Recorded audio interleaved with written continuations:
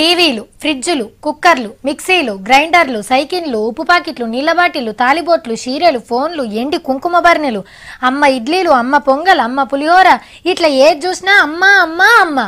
తమిళ జయమ్మ పెట్టిన పథకాల సొంటి మరి కాలం చేసింది కానీ వచ్చే ఎలక్షన్లల్లా ఇంకెన్ని వారాలు గుమరిచునో ఏ మాటకు ఆ మాట చెప్పుకోవాలి. ఇప్పుడిప్పుడే అన్ని రాష్ట్రాలకు అమ్మ పథకాలు ఆదర్శం అవుతున్నాయి. పసిపిల్లల కాంచెల్లి పండు ముసలోళ్ళ దాకా ఎవ్వరు పనిచేయకున్నా మేమే సాగుతాం అనే లెవెల్లో హామీలు ఇస్తున్నారు. మరి ఇంట్లో ఆ పార్టీ ఈ పార్టీ అనేం లేదు, అందరూ ఒక్క బుక్కుల పేజీలే. ఇప్పుడైతే గిల బుక్కుని చదువుదాం పారి. పుష్కలమైన హామీలు గుమ్మరిచ్చిర్రు పువ్వు గుర్తోళ్ళు. గెలిపిస్తే 10 ఏడు 1,00,000 ఆవులు వంచుతారట. ఒక్క సంతకంతోని 2 లక్షల రైతు రుణం మాఫీ చేసి అట్లనే బోర్ లేపిస్తారట, లేకుంటే మోటార్ అని ఇప్పిస్తారట. ఇత్తనాలు కూడా మేమే ఇస్తామంటుర్రు. ఇక 7 నుంచి 10 చదివే ఆడవిలకు ఫ్రీగా సైకిళ్లు, డిగ్రీలు ఉన్నోళ్లకు సబ్సిడీ మీద స్కూటీలు వంచుతారట.